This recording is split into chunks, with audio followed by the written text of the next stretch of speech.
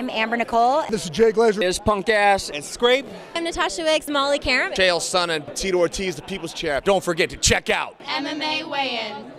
Naveed Razi for MMA Weighin here with UFC Hall of Famer and Hollywood superstar Randy the Natural Couture. Randy, you just finished the Expendables 2. Talk about that experience and how that was. Oh, it was amazing. You know, the first one was amazing, a great experience. One of those pinch me moments, and the second one took it to a whole new level. So 3 months in Bulgaria filming the movie, did another week in New Orleans and a week in China. Got it done, comes out August 17th. It's going to be huge. We're really excited about it. A lot of really cool stuff in this movie. And Randy, there's a lot of times where you hear about professional athletes wanting to get into acting and vice versa. You've had the best of both worlds. Which do you prefer? Well, it's about making a rational decision. At almost 49 years old, I realized that I couldn't continue to train and compete at the level that I'm used to competing at. And I wanted to go out on my own terms, not wait till I had a promoter or a doctor telling me I couldn't do it anymore. You know, I felt so bad for Chuck and all the things that were going on with him and him trying to make his decision. And of course, we fought 3 times, so everybody asked me about that. And so I got a kind of a real insight into what that was like. And I was like, you know what, I don't want to be in that position, still healthy, still competing and doing what I know I can do. I'm going to choose and go out on my own terms, and so that's what I did. You know what, this is my 16th motion picture. I've been doing this for 7 years, so it's not like I've just been on a whim getting a chance to act. I've been working at it for a while now. It's a natural transition for me, trying to make smart decisions, pick good movies. Obviously, Expendables 1 and 2 are the biggest movies I've ever been involved in, so I'm excited that Sly had the confidence in me to give me the chance. You know, which is a rare thing in Hollywood. As an athlete, most people look at me as an athlete. They know I bring an MMA audience. They want to put me on their DVD cover because they think it's going to sell DVDs.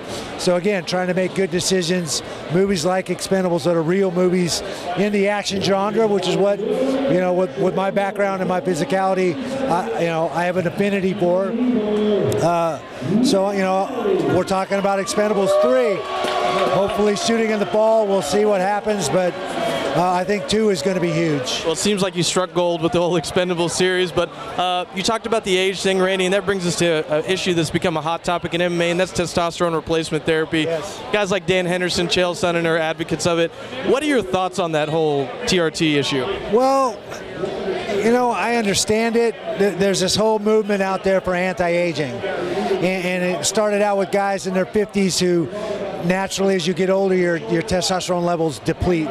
Your body quits producing more. They want to feel and recover and do the things they did when they were younger. I understand that. But I think there are natural ways to jumpstart your body's own production rather than put an external source of testosterone in your body. And I think putting the external in only compounds the issues that you're already having. I think the problem, and I don't, you know, obviously Chael, Marcourt, there's been several athletes that have used TRT. I think for them it's not a function of really having depleted levels of testosterone. It's wanting to have testosterone levels of a 21-year-old again, because when you were 21, let's face it, you recovered better. You're probably going to compete better, especially if you're 32 and you have that experience going into a fight. So I understand it. I chose a little bit different path in trying to find natural ways to boost my own testosterone levels and my body's own production. I used the XCAP program and, you know, the resveratrol and the gaminol and those natural products that force my body to produce more, and seeing a doctor that's going to regulate where your levels are. So you know, they designate what the top line is for a natural human being. And unfortunately, if you get carried away with TRT, you're going to cross that line and you're going to come up positive in a test. In our profession, to be banned from making a living for probably a year and trashing your reputation, it's really not worth it. Hence Randy the Natural Couture. It doesn't sound like you're an advocate of TRT. I just think there's alternative ways of doing things. Really, if you're that concerned about it, really monitoring where your levels really are and making sure that you don't cross that line. And I want my body to do what it's supposed to do. Obviously, as I get older, it's harder to get it to do that, but I can still make it do it. I just got to be more diligent about it. And so that's just my opinion. That's one of the reasons why I kind of formed the XCAP supplement program.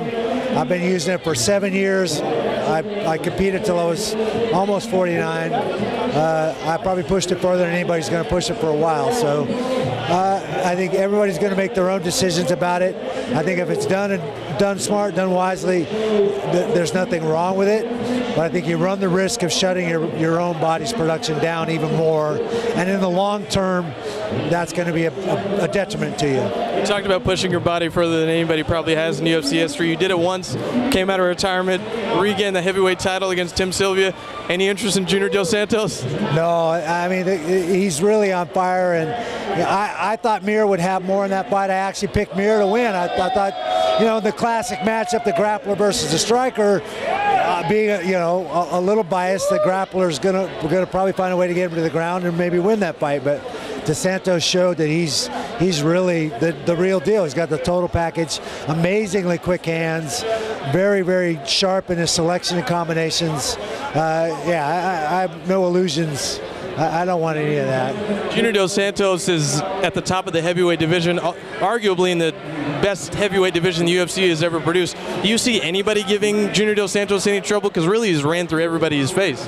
Yeah, you know what? I looked at what Cain Velasquez did to Bigfoot Silva, and we saw that the Cain Velasquez that was, again, sharp, crisp, did good things, used his wrestling with a huge guy like Bigfoot Silva who's no slouch.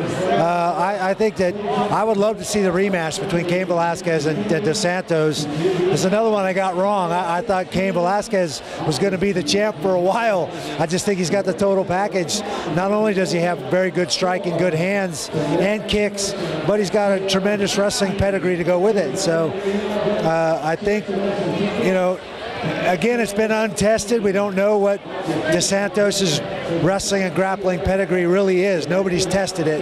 And so in my mind, that's still a hole in his game that somebody needs to go out and really put to the test. Randy the Natural Couture, UFC Hall of Famer and blockbuster superstar. Expendables 1, 2, maybe 3 now. Thanks for taking the time to join us, Randy. Appreciate it. Thanks.